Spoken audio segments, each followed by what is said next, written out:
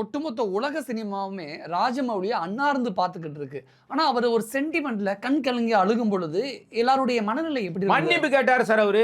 அவர் கேட்கணும் அவசியமே இல்லை சார். ஏன் மன்னிப்பு கேட்டாரு? அப்பாலேஜ் கேட்டாரு. ஏன் ரசிகர்கள்ட்ட. ஏன் அந்த 2 முறை ப்ளே ஆகலல்ல, உங்களை நான் ஏமாத்திட்டேன், ப்ளே ஆகல, மன்னிப்பு கேட்கிறாரு. அவர் கேட்கணும் அவசியமே இல்லை. இதுல என்ன இருக்கு? அவர் ஏன் மன்னிப்பு கேட்கணும்? ஆனா கேட்டார். அங்கதான் நீ சார் ராஜமௌலி உங்களுக்கு பிடிக்குமா பிடிக்காதன்ற தாண்டி அவருடைய படங்களை பிடிக்கிறதுனால தான் இன்னைக்கு பெரிய உயரத்தில் இருக்காரு. உலகம் வியந்து பார்க்குது. இப்போ பாகுபலியில் பார்த்தீங்கன்னா நிறைய புராண கதைகளுடைய தொடர்பு இல்லாமல் பாகுபலி கிடையாது.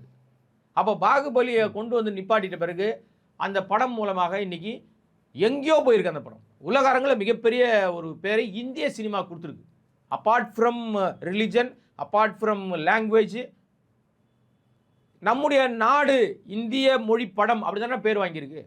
அப்புறம் தெலுங்கு படம், தமிழ் படம், அது வேற சார். அது விஷயத்துக்குள்ள நம்ம போக வேண்டாம். இந்திய படம் ஹாலிவுட் தரத்துக்கு போயிருக்கு, ஆஸ்கார் வாங்கியிருக்கு. RRR படத்தில் நாட்டு பாட்டுக்கு தானே ஆஸ்கார் கொடுத்தாங்க சார். அவங்களே பணம் கட்டி வாங்கினாங்களா? ஆஸ்கார் என்ற விருதின் மீது மிகப்பெரிய கனவு வச்சுக்கிட்டு, மிகப்பெரிய மரியாதை வச்சுக்கிட்டு, மிகப்பெரிய ஏக்கத்தோடு காத்திருக்கிற சினிமா பிரபலங்களுக்கு ஆஸ்கார் விருது கிடைச்சா வேணான்னு சொல்லுவாங்களா? அந்த படம் யாரால கிடைச்சது அந்த விருது? RRR படத்துக்கு ராஜமௌலியார் தான் கிடைச்சது.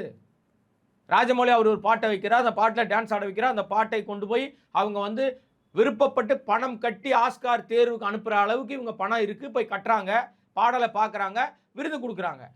புகழ் யாருக்கு? இந்திய சினிமாவுக்கு. பிரித்து பார்க்காதீங்க. இந்திய சினிமாவுக்கு புகழ். அப்போ ராஜமௌலியை நீ வந்து கேவலமாக பேசணும்னு நினைக்கிறீங்க, அவர் மேலே கம்ப்ளைண்ட் பண்ணுறீங்க. உங்கள் என்னடா அவைக்கு எந்த லிஸ்ட்டடா அவங்களை எடுக்கிறது? கடவுளை தான்டா கொண்டாடுறாரு. நீ வணங்குகிற கடவுளை தான் கொண்டாடுறாரு அவர். நீ வணங்குகிற தெய்வத்தை தான் கொண்டாடுறாரு அவர். ராஜமௌலி மேடையில் தன்னையும் அறியாமல் உணர்ச்சி வசப்பட்டு அழுதார் இல்லையா? இதை பார்த்துட்டு மகேஷ் பாபுடைய ரியாக்ஷன் எப்படி இருந்தது?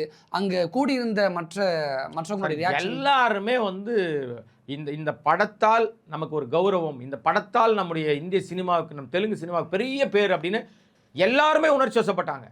மகேஷ் பாபு கூட உணர்ச்சி வசப்பட்டு தான் பேசினார்.